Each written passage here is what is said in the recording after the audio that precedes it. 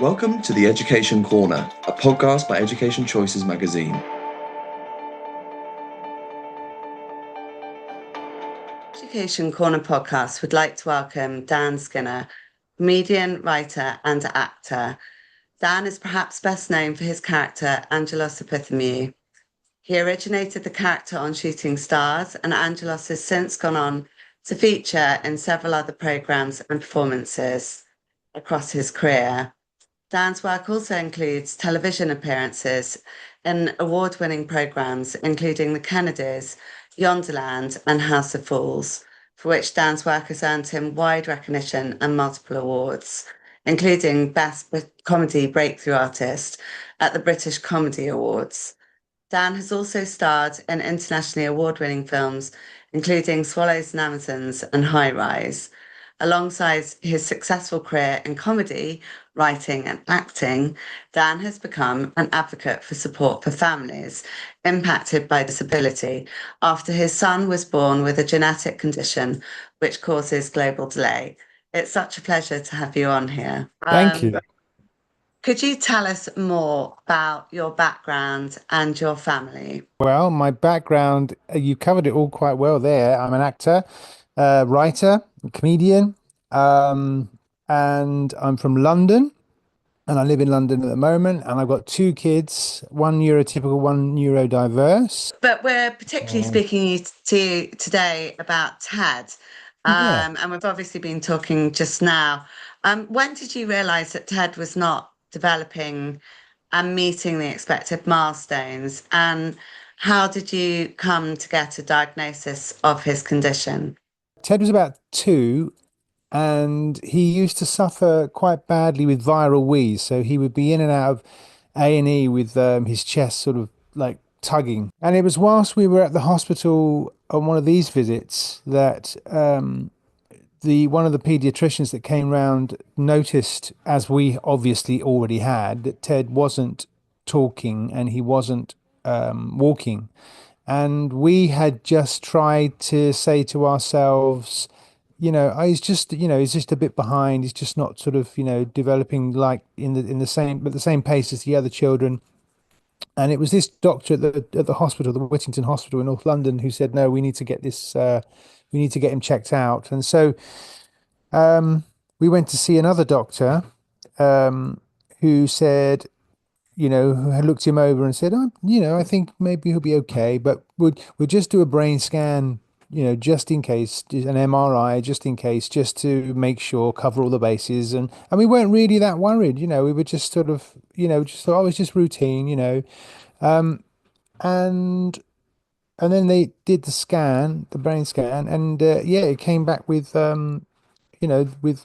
with reduced white matter, and there was an indication that something was not quite right, and it presented itself initially. They thought it was cerebral palsy, but he didn't have all the symptoms of cerebral palsy, so they were a little bit stumped, and so began quite an arduous journey in and out of Great Ormond Street, trying to get to the bottom of what was actually wrong with him. And that took, after they had decided, the doctors had decided that it was probably genetic, something genetically wrong. That took 9 months for them to find out what it actually was. So that was the sort of fairly lengthy but very thorough process. And obviously we're very grateful for all the doctors and all the people that helped Ted, get to, give us the knowledge that we needed to move forward so that we knew where we stood. But it was a stressful time, very stressful. And TED has a condition which causes global delay. Mm. The charity MenCap defines global delay as when a child takes longer to reach certain development milestones than other children their age. This might include learning to walk or talk, movement skills, learning new things, and interacting with others socially and emotionally. How has this impacted TED and also yourselves? Well, Ted couldn't walk until he was about two. He's still on his journey of learning to speak. He can express himself and he can get his needs met and he can talk, but not like a neurotypical 9-year-old. So sentences are shorter and it's sort of, he will say words rather than sentences. And his motor skills aren't developed to what would be a neurotypical 9-year-old. So, opening things is hard, peeling fruit is hard, and he struggles to learn, obviously, because his brain isn't working the same way as a neurotypical child's brain. So, learning new things is tricky. His concentration is quite poor. So yeah, those are the challenges that he faces, and it's impacted us. Obviously, the uncertainty is the biggest concern, and when you were applying for schools and going through the process of finding him a primary school, we have you know we have the backdrop of Ted's condition to contend with when we find them, when we're looking for a school for him. And so yeah, so I mean, for him, he has these challenges, but he doesn't know any different, And for us, we have to help him, we have to help him get to where he needs to get to. So it's a yeah, it's a process, but it's one that we are sort of now used to. But it's every new challenge is a new challenge, and that's just how it is. And how would you say Ted's condition impacts you as a family on a kind of, day-to-day basis, kind of helping him, supporting him? Well, he now goes to the school that's appropriate for him. He's in a brilliant school called Kisharon, and it's a school for children that need extra help. That have additional needs, and so in that regard, it's much easier on us because when he was at Muswell Hill Primary School and he went there and they were amazing with him. They said, "What help do you need?" And obviously, we don't know what help we need because we don't know anything about the school system. We just said, "Well, here's Ted. Whatever it needs, whatever it takes to get him through the school day." And they were brilliant. But that he goes to school at 4 years old, and from the moment he goes to a mainstream school, we're thinking, well, this is not going to last. We have to find him another school that's more suitable for him. And then you have to go through the very long process of finding the other school. And that is, yeah, that's stressful because that's a world that you completely alien to you're dumped into this world and you have to work it all out yourself. But day to day with Ted, it's we're in a pretty good routine. He has transport to his school, so we just get him ready and send him off on transport to his school in the morning, and then he's brought back in the afternoon. And then in the evening, it's quite chilled. Weekends are a bit more tricky because I sometimes have to work at weekends, and it's difficult for Olivia because she's on her own with two children, one, neurodiverse, and he finds it hard to regulate his emotions. So he can get a bit tricky. We have lots of help. We have lots of support. We have a great community around us and, lots of people that we can rely on. And everybody knows Ted, so they know the condition. And so that's very, very important to us, building that sort of community.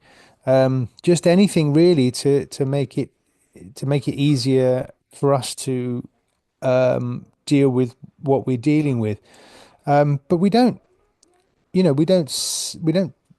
see ourselves as having anything else to deal with. Do you know what I mean? It's just how it is for us. For other parents who perhaps are going through right now a similar Mm. stage to what you were in, Yeah.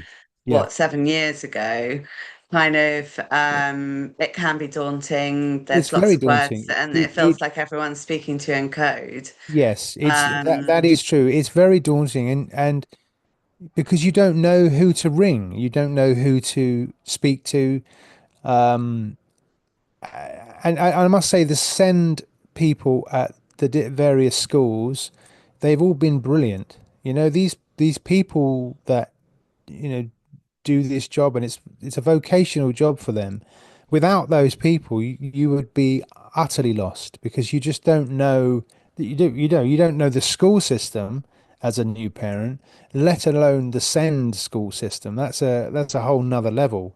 And of course, every child with, a condition, let's call it that, is different. So you have to work out what your child needs. It's not like the school system where every child goes through the school system and they come out the other end. Your child has specific needs and they have to be managed. And so you have to find the appropriate place for them. I would say, to parents going through this is, you need to build a community, and find charities like Harry's Pals, because there are loads of people that have been through this, and there are lots of people that want to help you because they understand how daunting it is, and the help is out there. You just have to find it. And I guess when you're put in the situation, when you have a child with a neurodiverse condition, you're overwhelmed. You're completely overwhelmed. You don't know where to look or where to turn, but the help is there. You just need to find it. When you were looking at schools, did you have a certain criteria when you of what you were looking for or the support you were looking for, or did the people that were advising you on his condition have certain suggestions No, that helped you with your decision making? no, that's the thing. That's the daunting prospect because you have to make those decisions yourself. Um, and the school that you identify will come and meet Ted or your child in the current environment that they're in, and they will tell you whether or not he meets the criteria for their school or whether they have a peer group for him. So the school have to know that they have a cohort of children that are similar to your child, and so that they can learn together. It's just having a group of children that are the right group of children for your child to learn with. But no, that's a daunting prospect, finding the school, because when you go and look round all of these schools for children that need extra help, there's some there's some profoundly sick children there who just get completely, I don't know, it throws you because you think, God, the reality of your situation sort of hits you in the face, and you go, oh right, okay, my child is going to be going to school with these with children that really do need a lot of help, and that's hard. That's a hard realization to come to. But they're all very helpful, and I would say that it comes down to the staff in a lot of these schools, where you meet the staff and you identify the nature of the staff and how they are as people and how you can relate to them. And, luckily for us, we found this school where I mean, Ted's teacher in particular, and all of the staff within the school, they're incredible people. They're like angels, these people. They do it because they love it and because they love the kids. And thank God they do. So you feel unbelievably reassured that your child is in the best possible environment that they could be in. How did you find the school that Ted is attending? We looked at loads and loads and loads of schools. And it was literally a case of looking up different schools around the area that were appropriate for him, and going and visiting them all and meeting everybody there. And we, we found this school, and immediately it's like buying a house. When you walk in, you go, this could be the one, this could be it, and then you meet the staff, and then you go, God, now he has to go here because this is great. I think getting him in that school took us, I don't know. That took a couple of years as well because we were told you're given a flat no initially, and we had to go back and go back and go back. And eventually, they said, "All right, we'll come and meet Ted in his current classroom," and they did. And then they said Ted will be perfect for our school. Every phone call you're waiting for is just like scary, you know. You're just because these places are like gold dust in these schools. There's just not enough. There's just not enough of these schools, unfortunately. On the website for the charity Harry's Pals, you also shared more about the impact of this on you as parents. Hmm. Stated the problem is that as a parent, you're on your own. The experience of discovering that your life as a parent is not going to be as you had imagined can be traumatic, scary, and bewildering. And there is no emotional support available for parents Hmm. who can go through, and as you're talking about now, quite long spans. There's 2 years for diagnosis, then finding the right school, further 2 years. It can be very stressful. You're now a patron of Harris Pals and work to promote better support for families Yeah. going through this.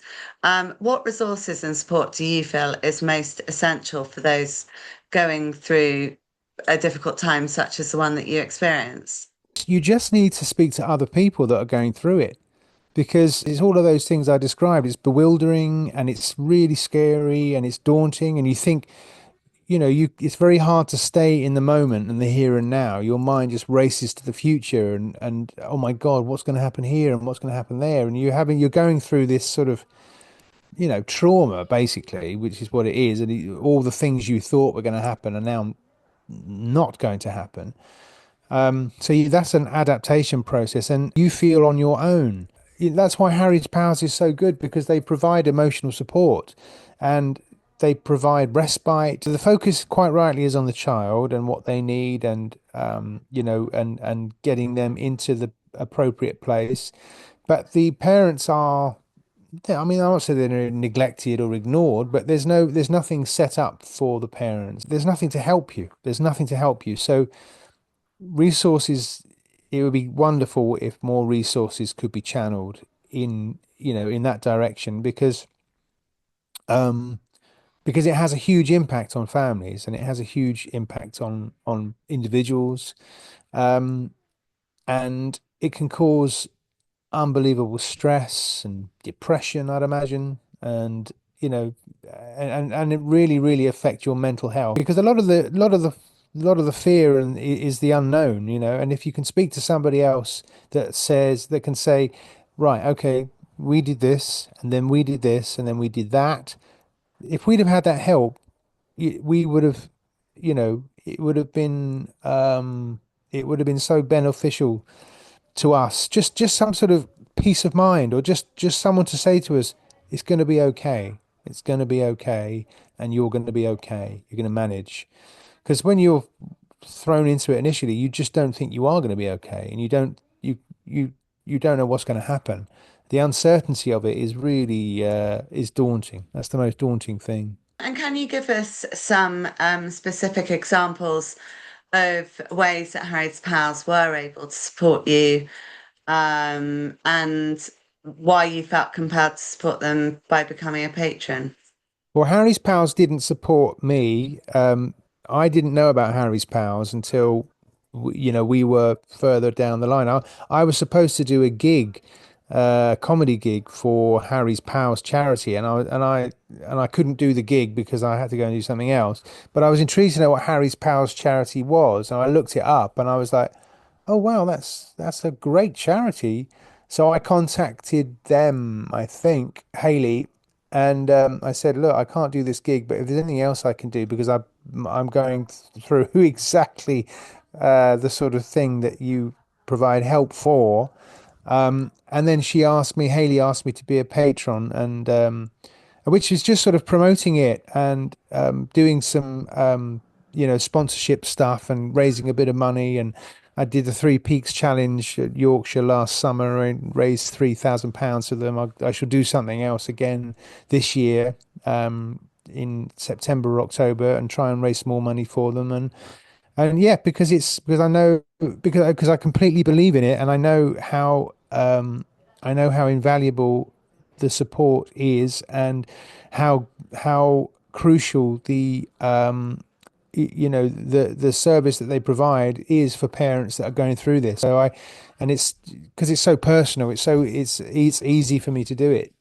It's not a chore. It's like it's a service. What are some common misconceptions that you've encountered or things you feel wish were more widely understood about conditions like TEDS, as an example? It's very hard. I mean, everyone just assumes that he's got autism, that's the thing. And in the end, we just go, yeah, he's got autism, because it's just easier to say that than to say, well, actually, it's a genetic condition and it's not autism, it's blah, blah, blah, blah. And it's, yeah, I mean, you just sort of, um, people are, um, people are great nowadays with children like Ted. They are, years gone by, he's making a lot of noise in a cafe or something. They may have leaned over and going, "Can you control your child?" But people understand now that neurotypical kids, neurodiverse kids walk amongst us. Um, and we have a little. If we go somewhere, we have a little sunflower lanyard that we put on, and just to sort of let everybody know that it might get a bit noisy. But yeah, I mean, in the main, people are great. I suppose that the misconception is if you tell someone about your child like this, and they just go, they don't sort of, they just assume everything's going to be okay. Do you know what I mean? They just assume that, oh yeah, but when he's older, he'll be all right. And you have to sort of say, well, no, not really. He's going to be, this is Ted, and we'll have to see how he develops and work out what to do, in every sort of, in every developmental stage. Um, so yeah, so in that sense, you're kind of still on your own. But as I say, there's so many people that support us and help us. We don't feel alone. And lots of people know Ted, and they know he's lovely. He's a lovely boy. And just finally, what advice, any further tips or suggestions or reassurance that you can give to parents and families that are perhaps discovering that their child is, you Contact know, Harry's pals. Oh no, honestly, that's not yeah. like contact them, and they will open up the whole world to you, and they will help you. They will help you, and that's because that is exactly what they're designed to do. And that is a I'm very happy to be able to say that, to be able to say contact Harry's pals. I don't know that there are too many other charities out there that are doing what Harry's Pals are doing. So that's why I've got to raise money for them, because I'm going to inundate them with well, not customers, but like people that require their services. So they need to grow, and they need to get bigger and bigger and bigger, so that they can accommodate the people that are going to come to them. But I mean, you just need help. You need support, and you need to find people you can ask for support. And places like Harry's Pals is a great resource, because it's full of people that have been through it and understand and can point you in the right direction, and can be there and listen to your day-to-day concerns and your fears and your worries, and they can give you a hand on the shoulder, and they can say, look, we're here and we can listen to you. We can help you as best we can, but we can support you emotionally as well. And it's vital. It's vital stuff. Thank you so much. So nice to speak to you. And Harris Pals are also in the magazine, so people will Great. be able to go straight to them.